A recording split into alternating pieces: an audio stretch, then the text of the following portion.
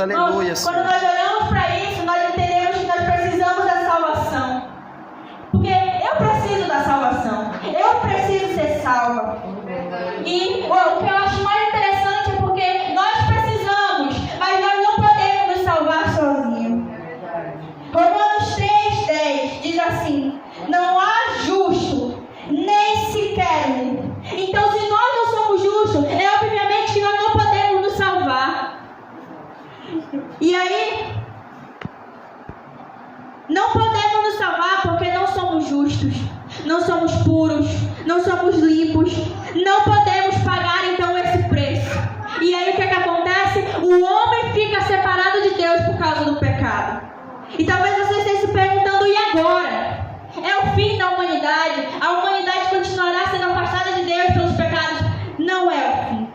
Porque quando o cenário apontava para a morte espiritual, apontava para o pecado, para a imoralidade, o Filho de Deus, em forma de homem, decide vir para morrer pelos nossos pecados.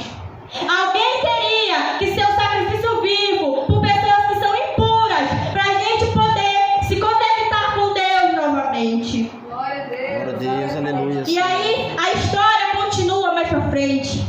É a história que nós sabemos, irmão. O anjo aparece a Maria e diz: não tenha medo, você ficará grávida. Eu queria que você abrisse sua Bíblia em Lucas capítulo 1, versículo 31. Lá vai estar falando um pouco. Glória a Deus. Aleluia, sim. O anjo aparece a Maria e diz: não tenha medo. Maria, você foi agraciada por Deus. Você ficará grávida e dará à luz a um filho. E lhe porá o nome de Jesus. Ele será grande e será chamado Filho do Altíssimo. O Senhor Deus lhe dará o trono de seu pai Davi. E ele reinará para sempre sobre o povo de Jacó. O seu reino jamais terá fim. Então, irmãos, o Senhor não estava dando algo que passaria. Não, ele estava dando algo que é eterno, que é o seu filho. E eu acho interessante porque o Salvador estava no ventre, mas estava sendo gerado para pagar pelos nossos pecados. O Senhor, ele vem, Jesus ele vem, mas ele sabe que o propósito dele é a cruz. Então ele estava sendo gerado para aquilo. E ao decorrer da história, a barriga de Maria vai crescendo e chega o dia e o momento do nascimento de Jesus. E o que é mais triste é porque o mesmo Salvador que pagou o meu pecado, pagou o seu pecado, estava nascendo uma manjedoura, porque não tinha lugar para ele. E eu acho isso muito interessante. Então, Jesus ele começa a crescer. Jesus se torna uma criança como as outras crianças. Só que ele era uma criança incomum. A Bíblia fala que com 12 anos, Jesus ele já ia para o templo e ele debatia com os fariseus. Ele debatia e ele respondia. E eu acho muito engraçado porque Jesus ele ia crescendo em conhecimento. Ele estudava. Ele buscava o Pai dele que está no céu. Mais para frente, quando Jesus vai mais para frente, ele vai crescendo e vai crescendo. O mesmo Jesus é levado para o deserto pelo Espírito Santo. Só que nesse levado, Jesus estava de jejum há 40 dias. Então, obviamente, ele tinha fome. E eu acho muito interessante porque o inimigo, ele planeja o momento que é certo para ele para aparecer. E nesse momento o inimigo aparece. E ele só tinha um intuito, que era fazer Jesus cair. Talvez ele achou que faria com ele o mesmo que fez com o homem no jardim, que ele enganaria. E ele começa assim, ele vai conversando.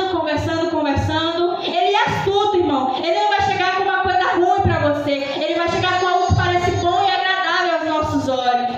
E aí, eu acho muito interessante porque ele achou que iria vencer novamente.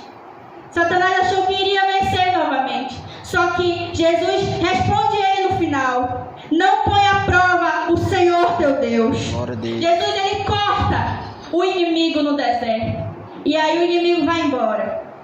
Então a Bíblia ela relata que Jesus continuou crescendo e se desenvolvendo. Começou a ensinar e a operar maravilhas. E essa é a parte principal.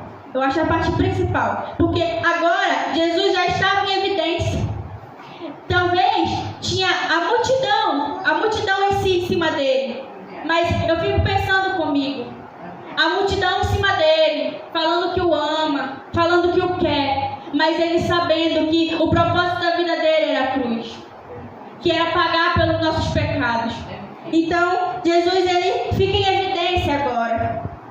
Todo mundo olha e consegue ver que ele operava maravilhas. Era como se saísse uma notícia pelo povoado, pela cidade. E aí eu acho muito interessante porque nesse momento Jesus não estava mais sozinho. Chamou para si os outros discípulos, que é o que nós ouvimos muito. Começou a ensiná-los. E agora esses mesmos discípulos estavam levando as boas novas da salvação também. Eles estavam espalhando